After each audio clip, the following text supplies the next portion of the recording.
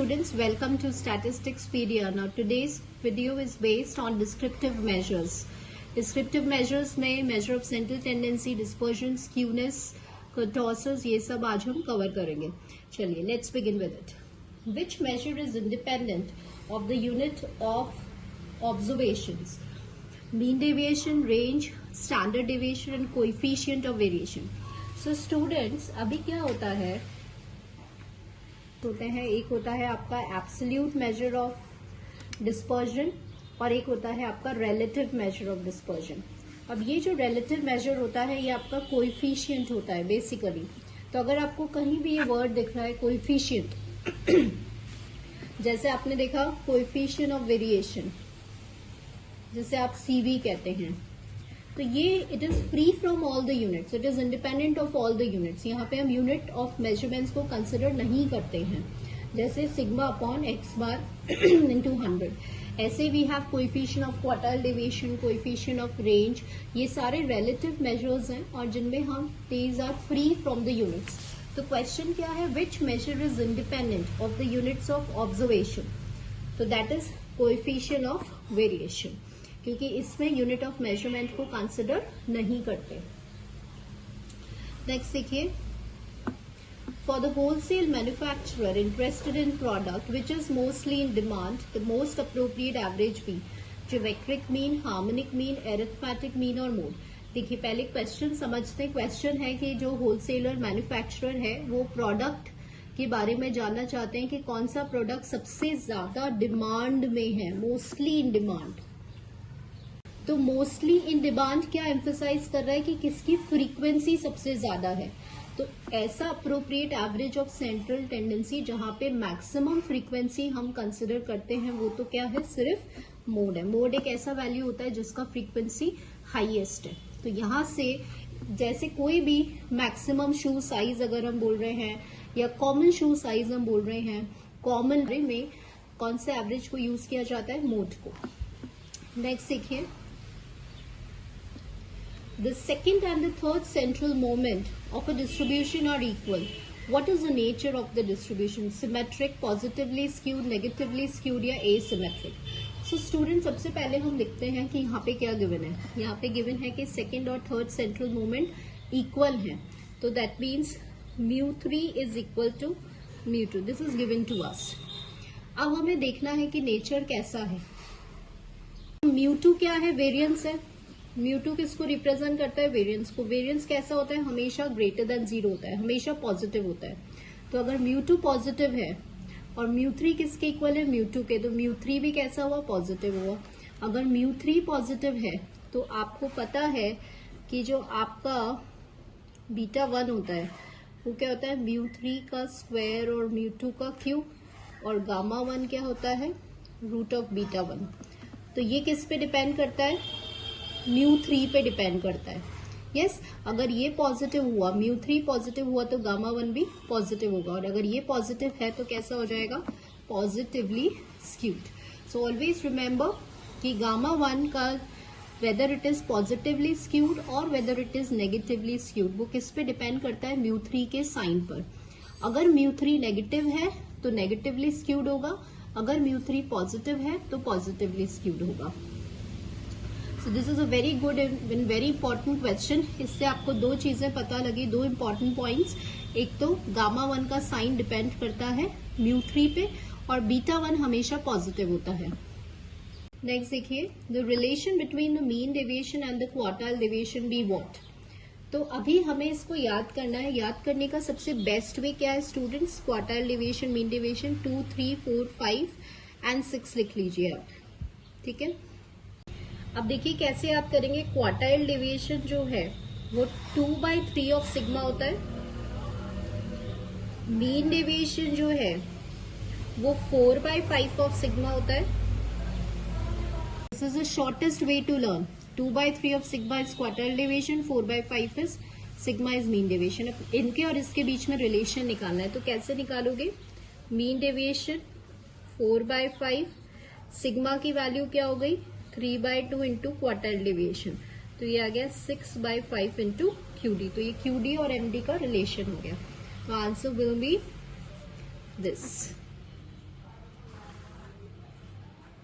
Next देखिए, the relationship between x and y is 2x minus 5y equals to 10. Median of x आपको question में given है, तो आप यहाँ पे लिख लीजिए कि मीडियन ऑफ x जो है वो आपको 16 गिवन है और आपको न्यू मीडियन निकालना है y का. तो स्टूडेंट्स, मीडियन की एक सबसे इंपॉर्टेंट प्रॉपर्टी होती है कि median it is affected by both origin and scale. अब यहाँ पे देखिए, ये जो है वो स्केल है ना, यहाँ सॉरी 2 जो है वो मल्टीप्लाई हो रहा है, तो ये स्केल हो गया. ठीक है, तो इसको स्केल से आप किसी भी कांस्टेंट को मल्टीप्लाई कर रहे हैं या सब्ट्रैक्ट कर रहे हैं तो मीडियन को उससे अफेक्ट होता है. Median is being affected. तो आपको मीडियन ऑफ y निकालना है, तो आपको कुछ नहीं करना, यहाँ पे twice of median of x minus 5 times of median of y equals to 10 है. तो ये हो गया आपका 32. मीडियन ऑफ x क्वेश्चन में गिवन था, तो ये 22 हो गया, divide by 5, that will give you median of y. तो ये कितना हो जाएगा आपका 4.4. Answer will be this. तो अब एक इंपॉर्टेंट प्रॉपर्टी क्या याद रखनी है कि median it is affected by origin as well as by scale. Next question देखिए, the distribution for which the coefficient of variation is less, it is dash consistent. तो देखिए, कोएफिशिएंट ऑफ वेरिएशन क्या होता है, एक रिलेटिव मेजर होता है ना. जब भी आपको किसी भी सीरीज की कंसिस्टेंसी को चेक करना होता है, कंसिस्टेंसी मतलब कि उसमें वेरिएबिलिटी अगर कम है या ज्यादा है ना. तो कोई भी सीरीज ज्यादा कंसिस्टेंट कब होगी, ज्यादा एक्यूरेट कब होगी, जब उसमें वेरिएशन कैसा होगा, कब होगा. और हम क्या चाहते हैं कि हमारी सीरीज की जो वेरिएबिलिटी हो वो हमेशा लेस रहे. तो इस वेरिएबिलिटी को कंपेयर करने के लिए हम किस मेजर को यूज करते हैं, कोएफिशिएंट ऑफ वेरिएशन को. तो क्वेश्चन क्या है कि जिस डिस्ट्रीब्यूशन का कोएफिशिएंट ऑफ वेरिएशन कम है तो वो सीरीज कैसी होगी. तो वो सीरीज ऑब्वियसली अच्छी सीरीज होगी, होमोजेनिट कंसिस्टेंट सीरीज होगी. तो इसका मतलब आंसर क्या होगा, which is more consistent. Next देखिए, the geometric mean of this. Now what do you mean by geometric mean. Geometric mean होता है जितने नंबर्स हैं उसका स्क्वायर रूट, सॉरी जितने नंबर्स हैं उतना रूट. तो यहाँ पे 4 नंबर्स हैं तो 4th रूट निकालेंगे आप इस नंबर्स का, तो ये आपका ज्योमेट्रिक मीन हो जाएगा. सॉल्व कैसे करना है आपको इसको,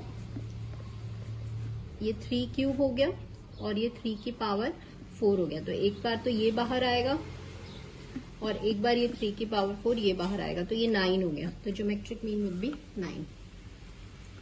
नेक्स्ट देखिए, the harmonic mean. This is a very good question. Harmonic mean आपको इसका निकालना है. तो सबसे पहले तो आपको हार्मोनिक मीन की डेफिनेशन पता होनी चाहिए. आपको पता है हार्मोनिक मीन रेसिप्रोकल होता है ऑफ द एरिथमेटिक मीन, लेकिन वैल्यूज का भी रेसिप्रोकल होता है ना. रेसिप्रोकल मतलब arithmetic mean is what, summation of x upon n. अब हार्मोनिक मीन मैंने कहा रेसिप्रोकल होता है एरिथमेटिक मीन का, बट वैल्यूज का भी रेसिप्रोकल होता है. तो this is in harmonic mean. तो अब आपको क्वेश्चन में वैल्यूज गिवन है, ये नेचुरल, तो आपको इसका रेसिप्रोकल लेना है. तो ये क्या हो जाएगा 1 + 2 + 3 + n. और अभी आपको सम ऑफ n नेचुरल नंबर्स पता है, n × n + 1/2. तो n से n कैंसिल, तो 2 × n + 1, this will be the harmonic mean.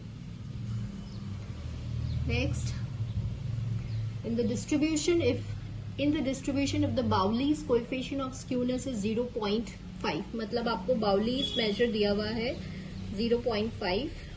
if the sum of the lower and the upper quartiles is 120, upper and lower quartiles का sum आपको 120 given है, and the median is 40. तो students जो median होता है वो आपको पता है सेकेंड क्वार्टाइल के इक्वल होता है, तो that is 40 is given to you.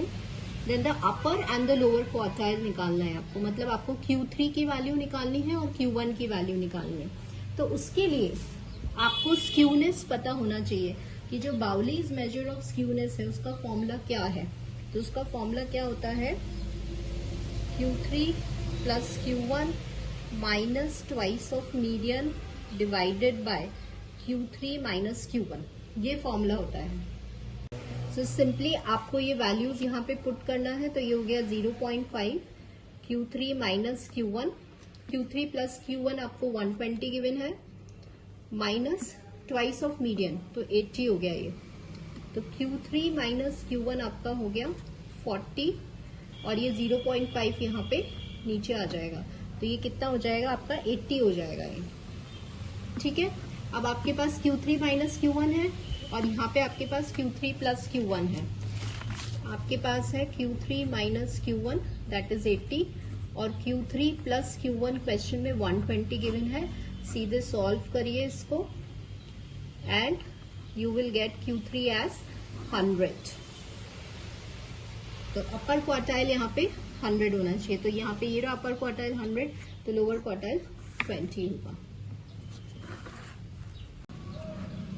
If C is the width of the class interval, then the Shepard's correction for third central moment be what?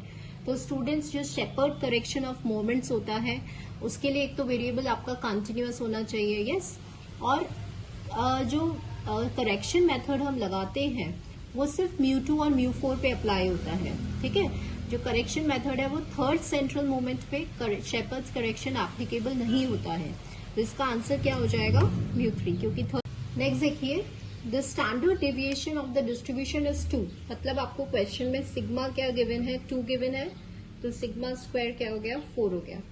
The distribution is leptokurtic if the fourth central moment is and the options are given to you. तो leptokurtic मतलब क्या होता है कि beta 2 जो है उसको हमेशा कैसा रहना है, ग्रेटर देन 3 रहना है। लेप्टोकर्टिक मतलब जो कर्व है वो पीक्ड है। नाउ बीटा 2 क्या है, μ4 अपॉन μ2 का square that is greater than 3 and μ4 will be greater than 3 into μ2 का स्क्वायर। ठीक है, एंड व्हाट इज μ2 होता है सिग्मा स्क्वायर वेरिएंस, तो ये हो गया, तो μ4 will be greater than 3 into sigma square कितना है 4 इंटू 4 16, तो ये हो गया 48। तो μ4 जो फोर्थ सेंट्रल मोमेंट है वो हमेशा ज्यादा रहेगा, मोर रहेगा देन 48। नेक्स्ट देखिए, the variance of the 10 observations is 5। 10 observation का वेरिएंट 5 गिवन है। If the 3 is added to each observation and then each observation is multiplied by 2, then the new variance be what. तो अभी अपन इसको क्या करते हैं, variable में डाल देते हैं। यहाँ पे सपोज y मैंने लेट किया, x अपने पास ये 10 ऑब्जर्वेशंस को रिप्रेजेंट कर रहा है, तो यहाँ पे क्या है, हर ऑब्जर्वेशन में 3 को आपने ऐड किया और फिर then each observation is multiplied by 2 और हर ऑब्जर्वेशन को आपने 2 से मल्टीप्लाई किया, तो न्यू वेरिएंस क्या होगा। तो इफ आई सॉल्व तो इट विल बी दिस। अब आपको पता है कि जो वेरिएंस होता है उसको ओरिजिन से कोई फर्क नहीं पड़ता, it is only affected by scale. तो 4 times of variance of x and what is variance of x, question में 5 है, तो आंसर क्या हो गया 20। नेक्स्ट देखिए, अब आपको समेशंस में जो है वो क्वेश्चन गिवन है और उनकी वैल्यूज गिवन है और आपको वेरिएंस निकालना है। तो स्टूडेंट्स वेरिएंस क्या होता है, what do you mean bye variance. अगर हम इस फॉर्म में लिखना चाहें समेशन के फॉर्म में, तो 1/n x माइनस मीन का whole square, this is a variance, yes. तो अगर हम ये प्रूव कर दें कि जो मीन है वो 7 है, तो फिर इसको हम यूज कर सकते हैं, लेकिन हमें क्रॉस चेक करना है कि मीन 7 है कि नहीं है। तो we will use this value. तो यहाँ पे जब आप वैल्यू यूज करेंगे, समेशंस आप अंदर ले जाएंगे, that is equals to 24। Summation x को आप मीन के फॉर्म में लिखोगे तो n x बार लिख दोगे। कैसे लिखा आपने, क्योंकि x बार होता है 1/n समेशन ऑफ x, तो summation x can be written as so. और 5 को कितनी टाइम्स ऐड कर रहे हैं, n कितना है 12, तो 12 टाइम्स ऐड कर रहे हो, तो कितना आ जाएगा 60, 24, n है आपका 12 इक्वल्स टू ये इधर गया तो ये 84 हो गया और x बार आ गया आपका 7। तो अब आपको कंफर्म हो गया कि जो मीन है वो 7 है। अब यहाँ पे बहुत इजी हो गया, आपको वेरिएंस ऑफ x निकालना है 1/12 समेशन ऑफ x माइनस 7 का स्क्वायर। अब ये इजीली आपको क्वेश्चन में गिवन है एंड देयरफॉर जो वेरिएंस हो गया आपका 4, so answer will be this. So hope students आज डिस्क्रिप्टिव मेजर के हम so hope you got the concept. बहुत ही कॉन्सेप्चुअल क्वेश्चंस थे और questions are of very good level. और 2022 के maximum questions as well as कुछ प्रैक्टिस क्वेश्चंस हमने यहाँ पे कवर किए हैं. So my next topic will be statistical inference. And so do share to the maximum students, and thank you for watching the video.